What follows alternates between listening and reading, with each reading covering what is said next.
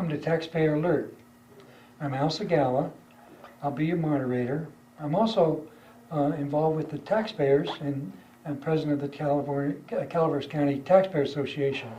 And we're most interested in what's happening with local government and industry so we can be able to be better voters and be more aware of what's going on.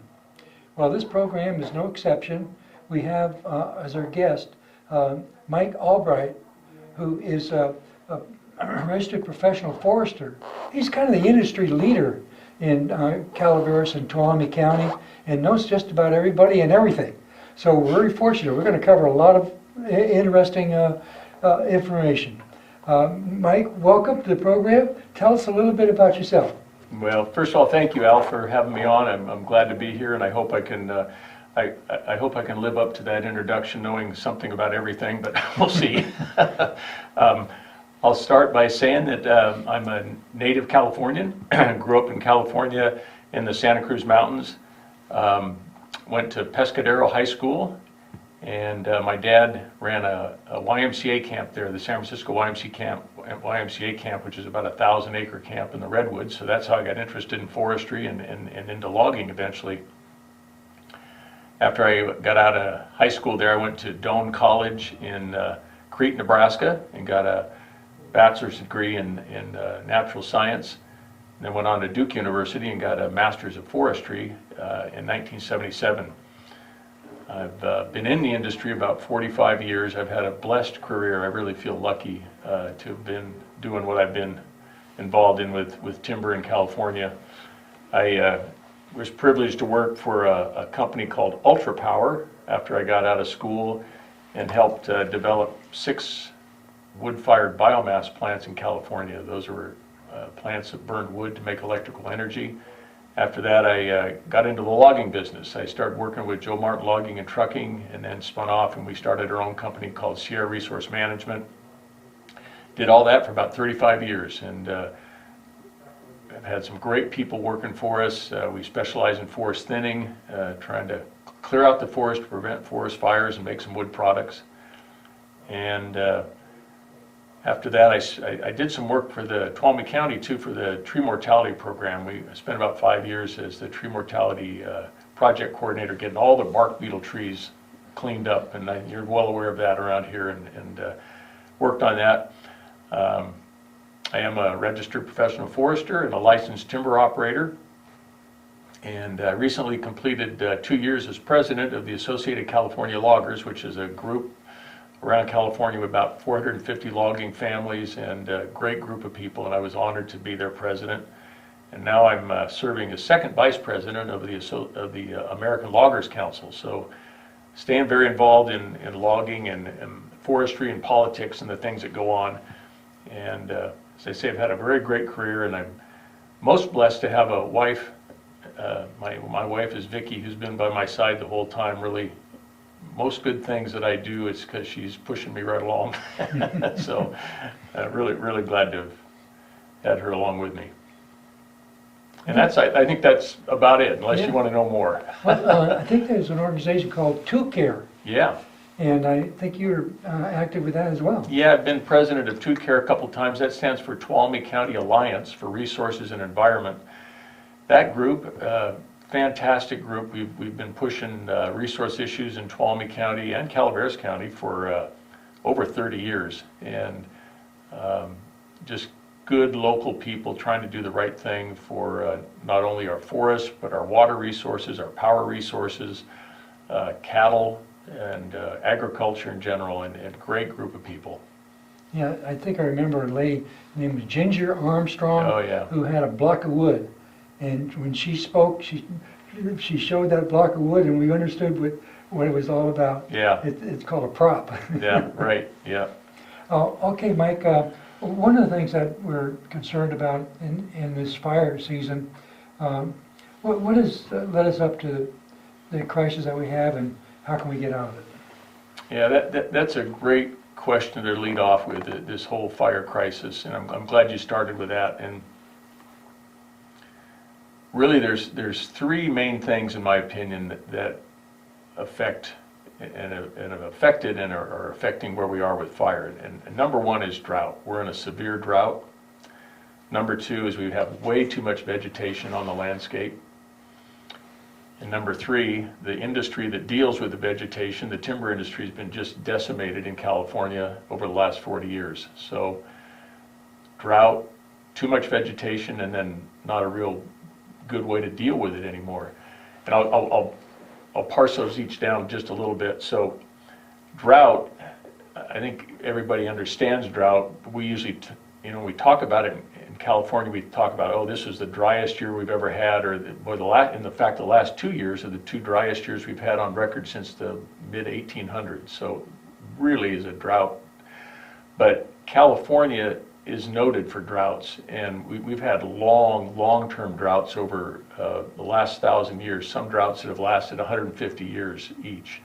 And so we think of drought short-term periods, but really we're a drought-driven area. We just, in fact, there are a lot of scientists that think since the year 2000 to where we are right now, we may be in another mega drought where it could last a long time. So drought's something we got to deal with. Of course, has a huge effect on fire. When we're in a drought, vegetation doesn't have as much moisture in it, dries out quickly, and I think most people know, but when a fire hits vegetation, the first thing it has to do is drive off the water before it'll start to burn, because what burns is gas. It drives off the water, the fire drives off the water, then gas starts to get given off, and then that's what ignites. So in a drought, it's a lot easier to drive the water off because there's not much in the vegetation. So drought is a big deal. The vegetation itself, foresters, historians, tribal leaders, scientists, I've been in this decades, they all come up with the same thing. We have way too much vegetation on the landscape. It doesn't matter really what kind of leader you talk to, that's what they come up with. And it's interesting, Al, like most people would be interested, I think a medium-sized pine tree takes 100 gallons a day of water out of the soil every day. It transpires that out. A larger pine tree takes 150 gallons of water out every day. Brush fields, if you clear an acre of brush, 1 acre of brush, you get 35,000 gallons more water each year off that cleared area. So all this vegetation is adding to and exacerbates the water problem.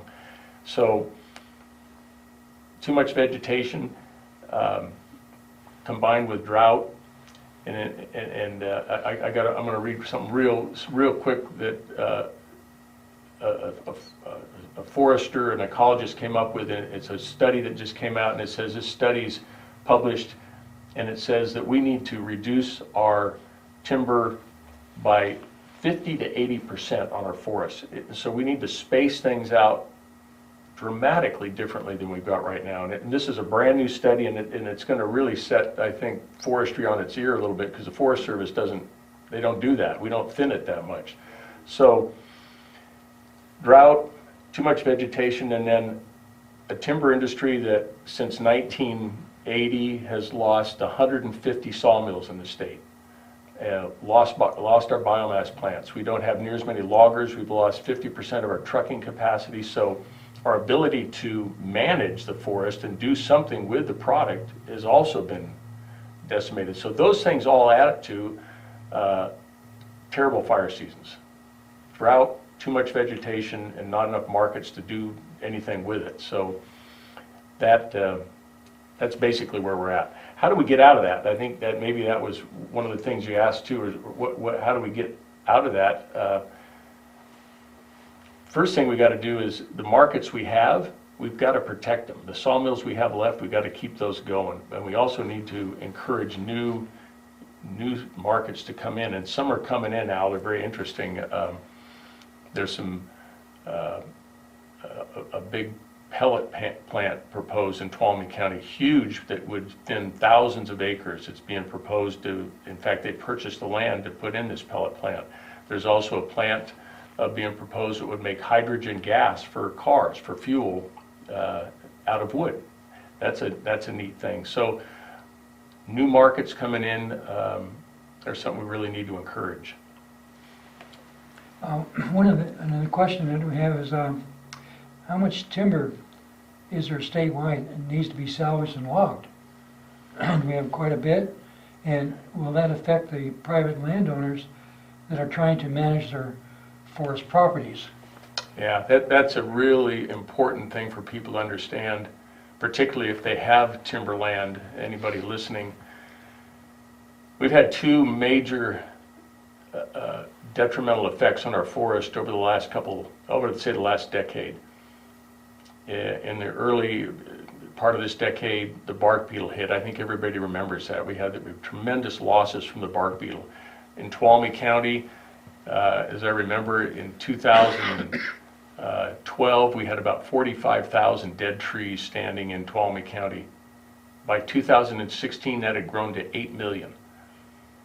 In the state, it grew to 150 million dead trees. So that represented about 10 billion board feet of lost timber just from the bark beetle. Add to that the fires that we just had in the last 2 years in California, which have burned over 6 million acres. That added another 15 billion board feet.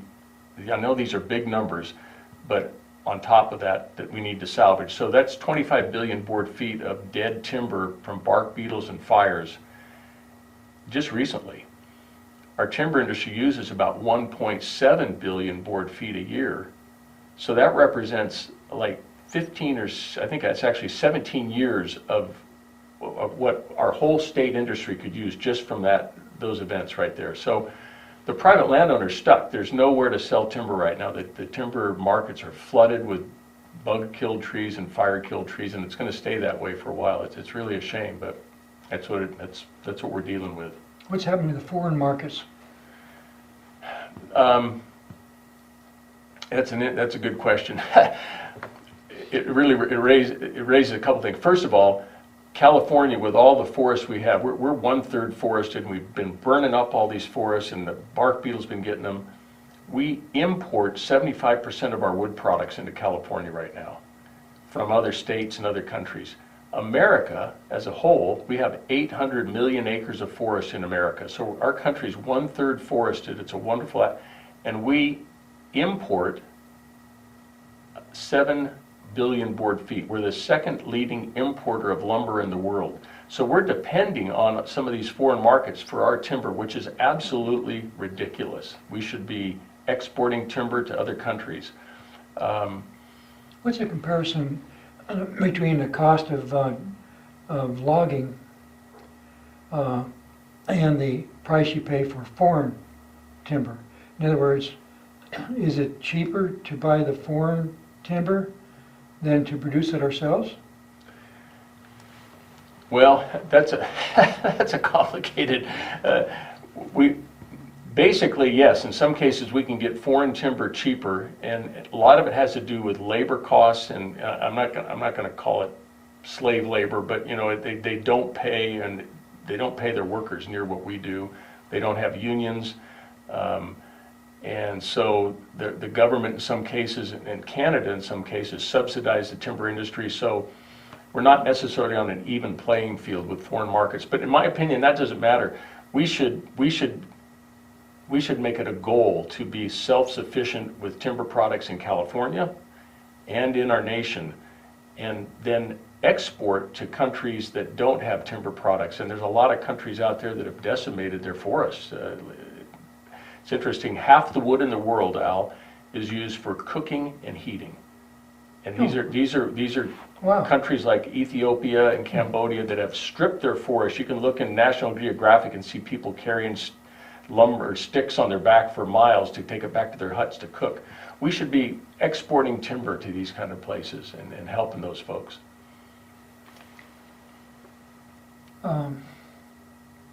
One of the problems we have, well, I guess a major problem we have is wildfires. And a lot of it, well, some of it's related to PG&E power lines, Right. where the trees will fall and hit the power lines.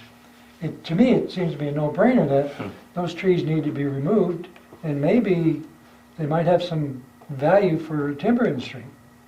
Yeah, I wondered if you were going to ask a little bit about PG&E, and I did a little research on them because it's kind of, There's a lot of opinion about PG&E. First of all, they were formed in 1905, so a lot of folks don't know how old PG&E is. They have 48,000 miles of underground pipeline for gas. They have 100,000 miles of transmission lines around the California. They're one of the largest companies, energy companies in the world. And they got a real problem because they're an old company and they have not spent the money they need to on fixing their infrastructure, and they admit that.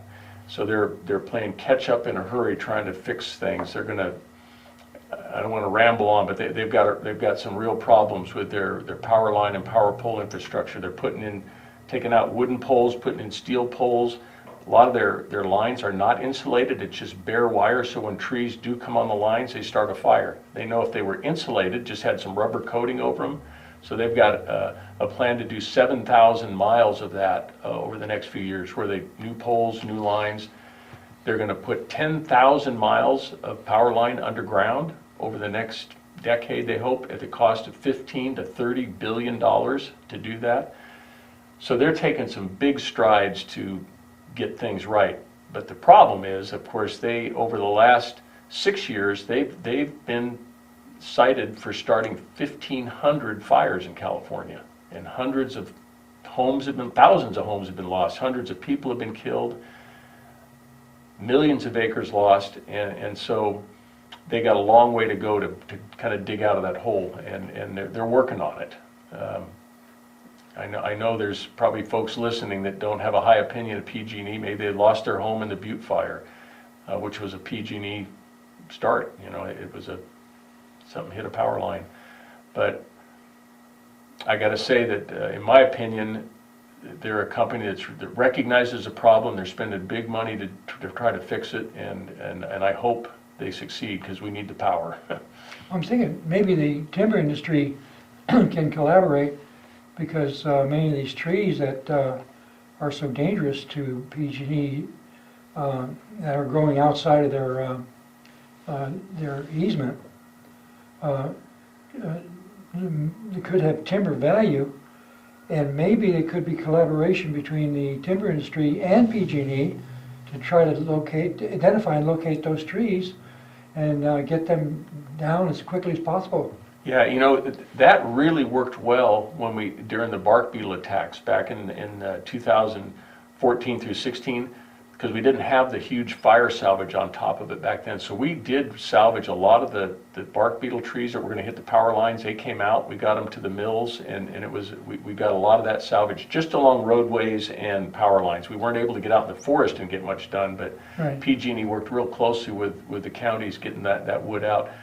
Now it's overwhelming. It is absolutely overwhelming, Al. The mills are totally stuffed with wood, and they're just stuffed with wood from their own private land. Sierra Pacific's lost hundreds of thousands of acres in the Caldor fire and the Dixie fire, and they're salvaging that. They can't take in anything from PG&E or the Forest Service. It's just... Once a tree is dead, how long can it remain there before it's no longer useful? That's a good question. A tree that's killed by bark beetles has usually you got to get in the first year or two. Trees that are killed in fire, usually they have a little bit longer, 2 to 3 years. The bigger trees can last about 3 years and still have lumber value. Yeah, and that's pine trees. Yeah, pine and fir, Yeah. Particularly pine, yeah, right. What about redwood? It seems like redwood trees are kind of grown up in a fire environment, and they expect to have fires. Well, yeah, generally there's a coastal redwood, and they are usually in a non-fired area because there's fog and moisture. But we did have some bad fires in the redwood country a couple of years ago in the Santa Cruz Mountains, because it was so dry. Yeah. And they took a pretty bad hit in that area. We also have had some Southern California fires in the sequoia redwoods that killed some big trees, and that got a lot of attention. Unfortunately, sometimes the redwood trees get more attention than the wildlife and the people and the homes. It's interesting. Well, we have a very strong environmental movement, Yeah. and when you combine that with a timber industry that's interested in preserving our forests, we have some solutions that can come about. You mentioned that some organizations that you are working with that are working on exactly that, working with the environmental groups and also government and the timber industry to try to find solutions. Right, yep. And maybe it's in that area that that there's light at the end of the tunnel. Maybe. Well, if there are solutions, Alan, you're hitting on it. People have to work together, and things have gotten so bad. We've lost so many towns, homes, businesses, people's lives. And one thing that I am waiting to see somebody make a study. We talk about spotted owls and think how many deer, salamanders, toads, snakes, all these creatures that have no way to move away from a fire. We've lost hundreds of millions of animals and large parts of the ecosystem. So environmentalists are really starting to recognize that, and we're starting to work more closely with them to get some very positive things done. Tuolumne County has a group called Yosemite Stanislaw Solutions that really works toward getting together and finding consensus and moving things in the right direction. One of the important things that most of the fire experts seem to agree on is that the initial response, or the first strike, is critical in preventing a forest fire. However, when we have these forest fires, we seem to have examples of failed first strike. In other words, the initial response failed to stop the fire. Yeah. We also are blessed with these huge airplanes that are capable of dumping a lot of fire retardant, and so they're expensive. You know, it seems like if you spend $1 million and you save $1 billion, it makes sense to go ahead and spend $1 million. Let that airplane fly over the fly over the area during the peak periods. Well, you're pointing out something that is really getting a lot of attention now, and it's going to get a lot over the next couple of years, and that is, you call it first strike, I call it initial attack. There's two distinct types of initial attack. One, CAL FIRE, who I think everybody knows around here, the red fire trucks. When they get a report of smoke, they have what's called a run card. Their dispatch center will send, and when it's in higher fire danger, they'll send 8 trucks, 2 aircraft, a helicopter, a bulldozer, and they haven't even seen the fire. They have no idea what the fire looks like. They just, boom, they're going. Forest Service is a completely different type of attack. They often wait to see what the fire is going to do, and they want to manage the fire. And these managed fires have now gotten unmanageable, and we've lost so many thousands of acres from fires that should have been put out initially, initial attacked, first striked by the Forest Service, and they haven't done that because their philosophy is different. This is nothing against the firefighters. They're all good firefighters, but their management's going to need to change, and it's going to be a big push to get the Forest Service back to a quick initial attack with aircraft. Yeah. Now, if you have these jumbo tankers, who would be best to be responsible for that? Would it be private contractors that are hired to man the equipment, or maybe own it? Or would it be owned by the federal government? Or should it be owned by the state? It seemed like it'd be hard for utility companies like PG&E or even the timber industry to be able to own and maintain these big jets. Yeah. But I think it should be logical that some effort should be made to acquire these jumbo aircraft, so we have no more failed first strike or failed first response. Yeah. And my opinion is on who should own it. I think it should be, as much as possible, private industry own them and maintain them and be contracted to the government. And that's generally how it is. Although CAL FIRE owns those small S2 planes, and they do a great job with those. They've got trained pilots. They do a super job. In fact, the Coast Guard just got done selling, I think, about 20 C-130 4-engine big planes to CAL FIRE. So they're beefing up with some bigger tankers. Those are big water delivery tankers, and they're going to own those. So nothing wrong with that, but it's great to see private enterprise involved in that too. And so there's some of both. I mean, they've got 747s now that drop water. It's becoming a big deal, and that's what we want to see. These fires, when they start, hit them immediately with big, heavy aircraft and get them out before they Then there's take off. no more forest fire. Yeah, well, that's right.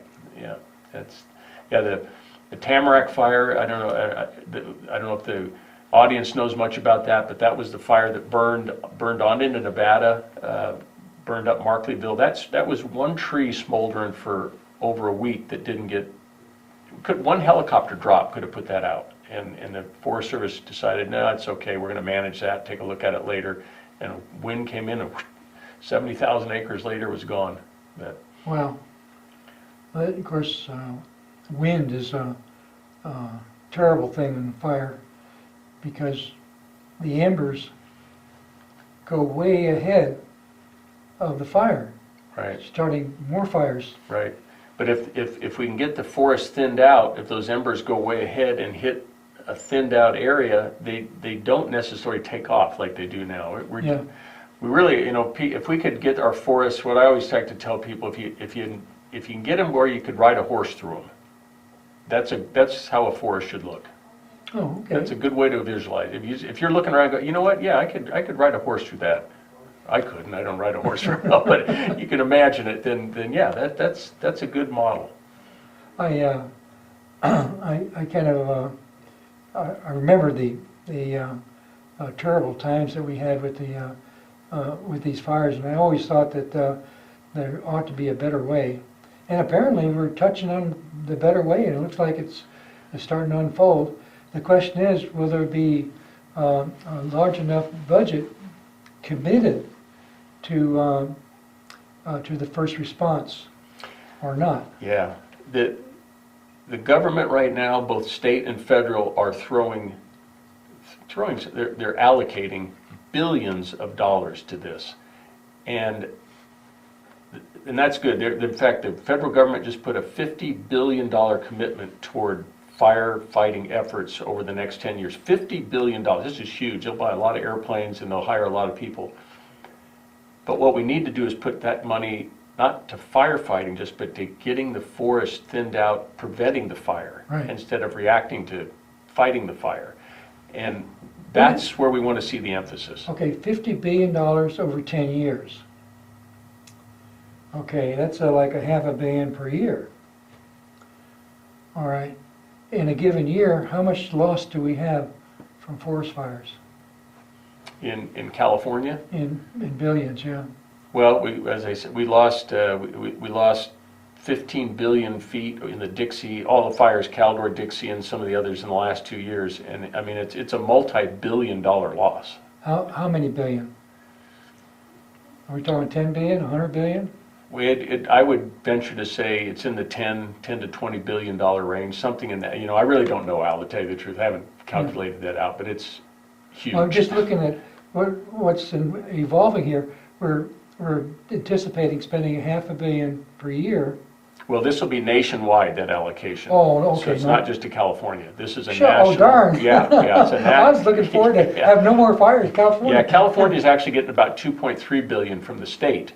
They're going to put that much money into the state effort. The federal government's, they're spreading the money out around the western. Mainly, our fire issues are in the western states mainly, and there's 5 or 6 states that are. But it'll be good. But we got to put that kind of money into treating the forest, bringing our industry back, getting jobs back, making products instead of importing stuff that we should be making ourselves. It's just, to me, it gets so common sense, it gets frustrating. But as we watch things burn up and the bugs eat it, and then we import from other countries, well, what's wrong with this picture here? I understand there's new products that your industry is doing with timber. I understand they're making fuel out of it. Yeah.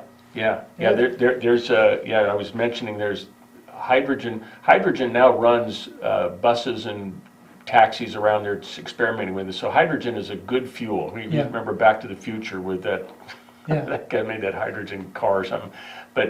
And now it's real. And so you can extract hydrogen out of wood it's called gasification. And there are companies that are looking at building facilities to take wood and the biomass, not the big timber that we make logs out of, but just Yeah. this biomass, maybe brush, and turning that into a fuel. And that would be fantastic. Wow, Yeah. it's certainly a solution. Yeah. There's also quite a bit of industry in making pellets. Right. Right. Yeah. There's a Golden State Natural Resources is planning 2 huge pellet plants, and when I say huge, and numbers, I know the viewers maybe don't, but I'll say both plants are going to use 500,000 to 1 million tons a year of woody biomass to convert that into pellets. That'll thin thousands and thousands of acres of forest every year. That's going to be really exciting if they actually get them built.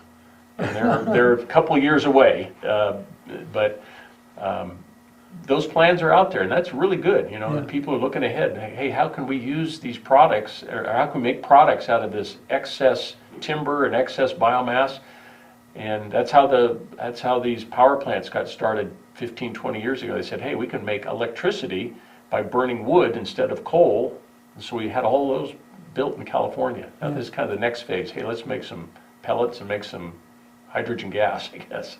Well, Mike, it's been a very informative program. Really appreciate you coming and sharing your information with us. Oh, I'm glad to. And thank you for watching Taxpayer Alert. See you next time.